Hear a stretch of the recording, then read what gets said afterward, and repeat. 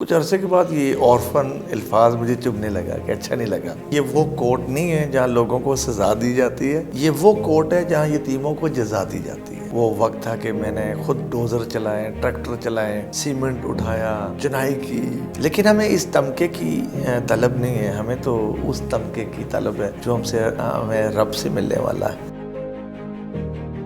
محنت کرتے ہوئے کبھی ذہن میں خیال آیا تھا کہ تمغہ امتیاز سے نواز دیا جائے گا آپ کو؟ جب دوستوں نے بتایا کہ آپ کو تمغہ امتیاز مل رہا ہے تو میں سوچا کہ پوچھو ان سے کہ وہ کس چیز کے ساتھ کھایا جاتا ہے. مجھے نہیں پتا تھا وہ کیا ہے. اتنی محنت کے بعد جب آپ پر یا کوٹ پر کوئی تنقید کرے تو کیسا محسوس کرتے ہیں؟ اچھا لگتا ہے.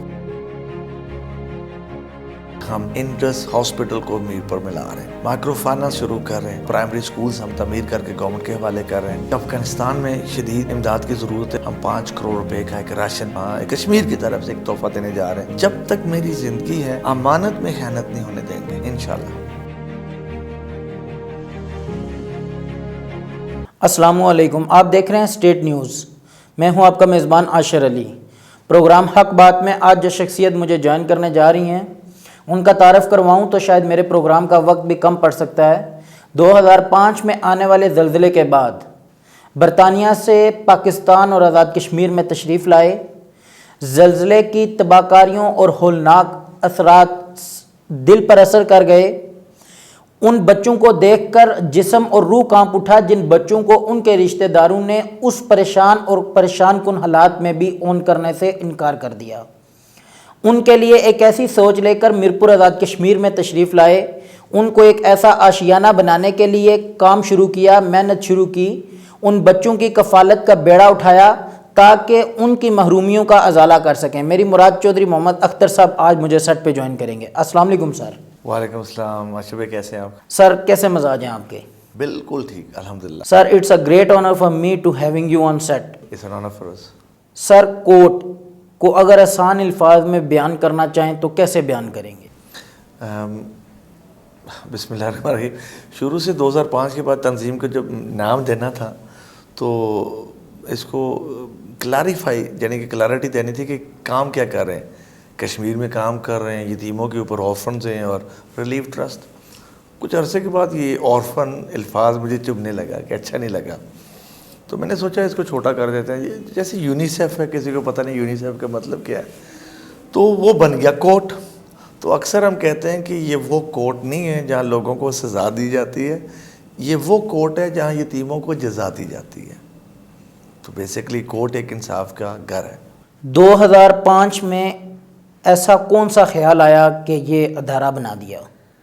کتنی بار میں اس کا تذکرہ کر چکا ہوں، بتا بھی چکا ہوں کہ ابھی تو شاید ہر کسی بچے کو پتہ ہوگا. 2005 ہولناک زلزلے کے بعد جب میں اور کچھ دوست برطانیہ سے آئے تھے، ارادہ یہی تھا کہ زندگی میں پہلی بار کوئی ریلیف کا کام کریں، کیونکہ برٹش بورن ہونے کے ناطے کبھی بھی موقع نہیں ملا یا ٹائم نہیں ملا کہ خدمت خلق کریں یا کوئی فلائی کام کریں. تو پہلی بار کوئی موقع جاگا اور اپنے رشتہ دار دوستوں کے درمیان ہم نے کوئی پیسے اکٹھے کیے ہیں. یہاں آ کر 11 ٹرک سامان کے بھر کر 6-7 دن کے لیے ہم آئے تھے کہ کوئی سامان تقسیم کر کے اپنی دنیا میں واپس چلے جائیں گے. تو مظفر آباد، باغ، راولہ کوٹ اور اس کے بالا کوٹ کے علاوہ جن جگہوں میں ہم تقسیم کر رہے تھے، باغ وہ شہر ہے جہاں میں جب سامان تقسیم کر رہا تھا اور بہت سے یتیم بچے میری نظر میں آئے. وہ متاثرین یتیم بچے جو زلزلہ کی وجہ سے اپنے والدین کو کھو بیٹھے تھے اور بے سہارا سڑک کے کنارے بیٹھے کسی مسیحا کا انتظار کر رہے تھے. تو جب مجھے یہ پتہ چلا کہ یہ وہ یتیم بچے ہیں جن کو رشتہ دار بھی متاثرین جو خود ہو چکے تھے وہ بھی ان سے منہ پھیر چکے، تو دیکھنے کو تو بڑی تکلیف ہوئی. اور یہ بھی کچھ ذہن میں آ گیا کہ پتہ نہیں ان بچوں کے ساتھ کیا ہوگا، کس کے جا کر یہ ہاتھ لگیں گے، ان کی زندگی میں آگے کیسے سفر ہوگا. بس وہیں سے کچھ خیال جاگا کہ کیوں نہ ان کے لیے کچھ کروں. چند ہفتوں کے اندر ایک کرائے کی بلڈنگ لی میرپور میں اور کوئی 30-40 بچوں پہ مشتمل ایک چھوٹا سا آشیانہ بنا دیا. وہیں سے سلسلہ شروع ہوا. زلزلہ کے متاثرین بچے یہاں آ کر بسنا لگے اور ایک آشیانہ باغبان قائم ہو گیا۔ 2005 میں بنائے جانے والے اس ادارے کو آج 16 سال مکمل ہو گئے، کن کن مشکلات کا سامنا کرنا پڑا؟ کوئی سچ ایسی مشکلات نہیں ہیں جس کو میں آپ کو بیان کروں کہ اتنی سٹرگلز ہوئی ہیں، کیونکہ جب آپ اپنی منزل کو پا لیتے ہیں تو ہر جو برا وقت مشکل وقت ہوتا ہے انسان بھول جاتا ہے، میموری ڈیلیٹ ہو جاتی ہے۔ تو مجھے کوئی ایسا سچ وقت نہیں ہے کہ میں آپ کو اس کا تذکرہ کروں کہ مجھے بڑی مشکل سے یہاں پہنچا ہوں، بڑی تکلیفیں اٹھائی ہیں۔ وہ وقت تھا کہ میں نے خود ڈوزر چلائے، ٹریکٹر چلائے، سیمنٹ اٹھایا، چنائی کی، کیا کیا نہیں کیا، لیکن الحمدللہ کوئی ایسی مشکل نہیں ہے ایک سنگل جس کا میں بیان کر سکوں۔ میں سمجھتا ہوں کہ اللہ تعالیٰ نے اتنا آسان کام کروایا ہم سے، اتنا آسان کام کروایا کہ جتنی اس کی تعریف کروں وہ کم ہے۔ سر، دن رات محنت کی، ایک وقت آیا کہ آپ کو تمغہ امتیاز سے نواز دیا گیا۔ محنت کرتے ہوئے کبھی ذہن میں خیال آیا تھا کہ تمغہ امتیاز سے نواز دیا جائے گا آپ کو؟ جب دوستوں نے بتایا کہ آپ کو تمغہ امتیاز مل رہا ہے تو میں سوچا کہ پوچھو ان سے کہ وہ کس چیز کے ساتھ کھایا جاتا ہے، مجھے نہیں پتا تھا وہ کیا ہے۔ تمغہ امتیاز اچھا ہے، ایک انسان کو انکریجمنٹ ملتی ہے، لیکن ہمیں اس تمغے کی طلب نہیں ہے، ہمیں تو اس تمغے کی طلب ہے جو ہمیں رب سے ملنے والا ہے۔ یہ ایک حوصلہ افزائی ہوتی ہے، کام کرنے میں انسان کا جذبہ بڑھتا ہے کہ چلیں ریکگنیشن ہوتی ہے۔ اس کے علاوہ نہیں، مجھے ایک بات کا ضرور فخر ہے کہ تمغہ امتیاز دینے کے دوران جب اس سرمنی میں صدر پاکستان کے سامنے میرا نام لیا گیا اور نام کے ساتھ جب کشمیر کا نام لیا گیا تو پھر سینہ چوڑا ہوا کہ میرے کشمیر کا نام لے رہے۔ کوٹ کے ذریعے بہت سے پروجیکٹس پر کام کیا اور بہت سے پروجیکٹس پر کام کر رہے ہیں، کون سا ایسا پروجیکٹ ہے جس پر سب سے زیادہ خوشی ہوئی ہو؟ یہ کوٹ، یتیم بچوں کا جو آشیانہ، سب سے زیادہ مجھے خوشی اس بات کی ہے کہ ان بچوں کو ایک ایسا گھر باغباں آشیانہ ملا جو میرا خواب تھا کہ بچوں کو میں ایسی زندگی دوں جس سے میرے آقا صلی اللہ علیہ وسلم خوش ہوں، جس میں وہ بچے وہ کہتے ہیں کہ جس سب سے بہترین گھر وہ ہے جس میں ایک یتیم رہتا ہو اور خوش ہو۔ 30 سے 40 بچوں سے کوٹ کا یہ ادارہ آج 16 سال مکمل کرنے کے بعد اپنے زیر سایہ اور زیر کفالت کتنے بچوں کو کفالت دے رہے ہیں؟ اس وقت آج بھی بچوں کو ایڈمیشن کیا 4 سے زائد بچے ہو گئے۔ 1.5 سال ہم ایڈمیشنز نہیں کر پائے کووڈ کی وجہ سے، تو ابھی جو بیک لاگ ہے اس کو ہم کوشش کریں کیچ اپ کرنے کا۔ 400 سے زائد بچیاں اور بچے ہیں۔ اس وقت تو جو رہائش تیار ہو گئی ہے وہ 1000 بچوں کی ریزیڈنس ہے، 500 بچیوں کا اور 500 بچوں کا۔ کوٹ میں آپ کی زیر سایہ، آپ کی زیر شفقت کفالت کرنے والے کتنے بچے آج سیلف ڈیپینڈنٹ ہونے کے بعد کوٹ سے چلے گئے ہیں؟ سینکڑوں بچے ماشاءاللہ، اور 8 اکتوبر کی شام کو جب سارے واپس آ جاتے ہیں ان پنچھیوں کی طرح اپنے گھونسلے میں، تو بڑی خوشی ہوتی ہے۔ آپ ماشاءاللہ ہمارے بچے ہر فیلڈ میں جا چکے ہیں، آپ سول ایویشن میں چلے جائیں، FIA میں چلے جائیں، ایجوکیشن میں چلے جائیں، ہر فیلڈ میں ہمارے بچے آپ پائیں گے۔ البتہ کہ ان کے آگے خود شادیاں بھی ہو گئیں، آگے ان کے بھی بچے ہو گئے، تو بڑی خوشی ہوتی ہے۔ سر، مستقبل میں کون سے پروجیکٹس کرنے جا رہے ہیں جو آپ اسٹیٹ نیوز کے پلیٹ فارم سے اپنے ڈونرز اور ہمارے ناظرین کو بتانا چاہیں؟ بہت سے پروجیکٹ اس وقت جاری اور ساری ہیں۔ حال ہی میں جو زلزلہ 2019 میں میرپور میں ہوا تھا، 150 گھر تعمیر کیے ہیں ہم نے اور ہینڈ اوور بھی کر دیے تھے۔ پھر ایک ولیج جو لوگ زلزلہ میں متاثرین ہیں، یہ 2019 کا جو ہے، جن کی اپنی زمینیں نہیں تھی، یہاں ایک ولیج ہم نے قائم کر دیا، وہ بھی ہینڈ اوور کرنے والے ہیں۔ کووڈ کے دوران جو کوٹ نے پورے GB اور آزاد کشمیر میں کام کیا، 18-19 کروڑ کا جو کام کیا، راشن دیا، وہ اپنی مثال آپ ہے۔ پھر جو وینٹیلیٹرز دیے ہیں، دیگر جو اور چیزیں ہم نے فراہم کی ہیں، اس کے ساتھ ساتھ جو ہمارے پروجیکٹس ہیں کہ آزاد کشمیر میں پرائمری سکولز جن کا خسرہ حال ہے، جو 2005 زلزلے کے بعد تباہ ہوئے تھے، اب تک وہ تعمیر نہیں ہو سکے، وہ تمام پرائمری سکولز ہم تعمیر کر کے گورنمنٹ کے حوالے کر رہے ہیں۔ اس وقت ہمارے لیپا سے لے کر سمانی تک سکولز بن رہے ہیں۔ اس کے ساتھ ساتھ اسلام آباد میں ایک بہت بڑا پروجیکٹ ہم چلا رہے ہیں کیونکہ میری اہلیہ خود ایک اسپیشل ویل چیئر میں ہے, چل نہیں سکتی, تو ڈسیبلٹی میرے بہت قریب ہے.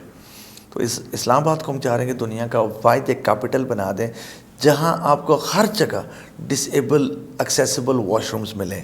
تو ابھی آپ جائیں گے شیخ فیصل مسجد میں, F9, F11 park, F10 park, دامنے کو, ہر جگہ آپ کو ڈسیبل ایکسیسیبل واش رومز ملیں گی.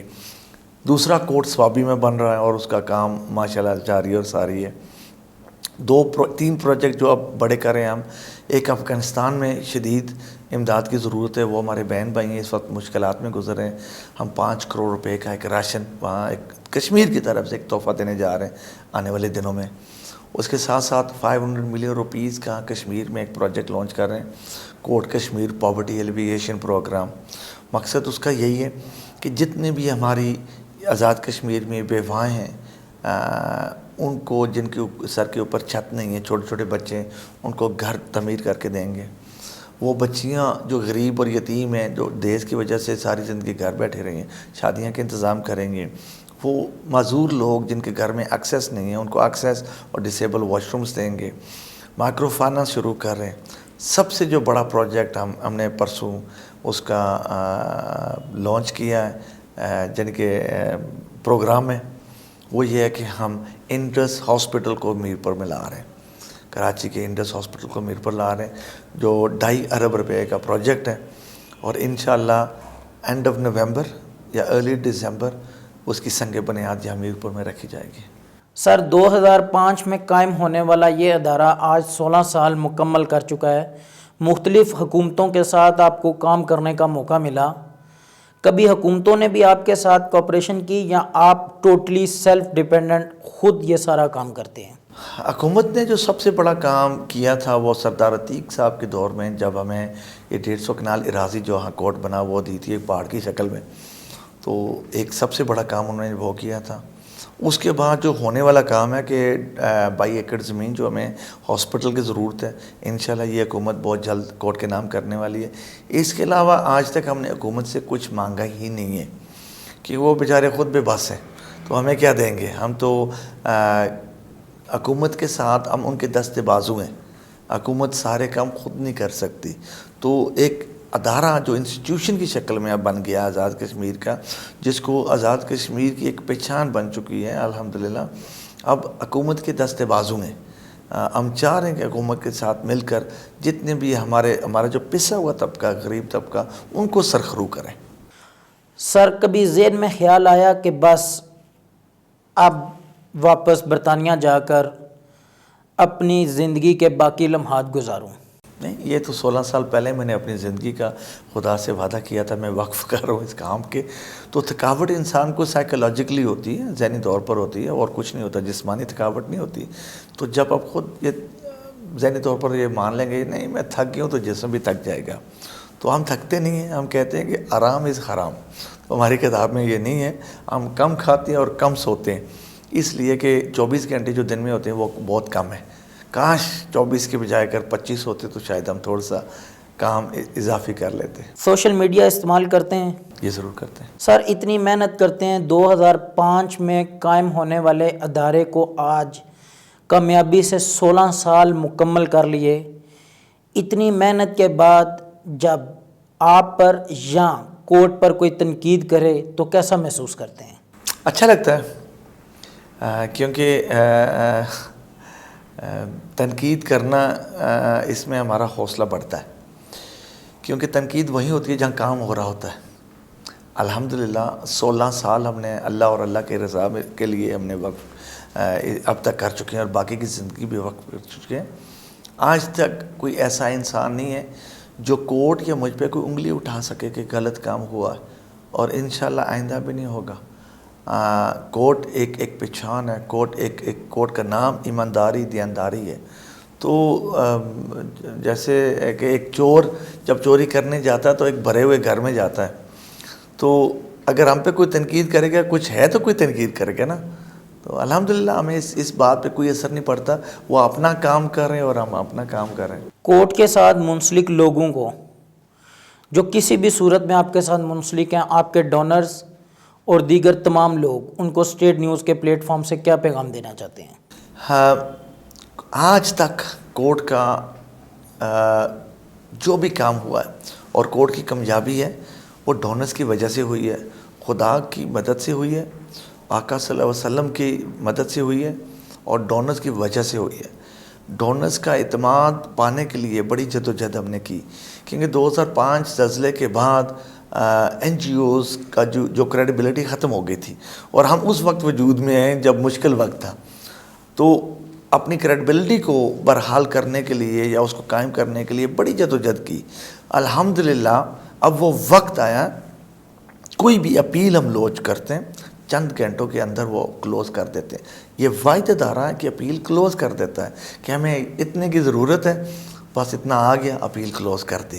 تو ڈونرز ہماری اسٹرینتھ ہیں، ڈونرز کے بنا یہ کام نہیں ہو سکتا۔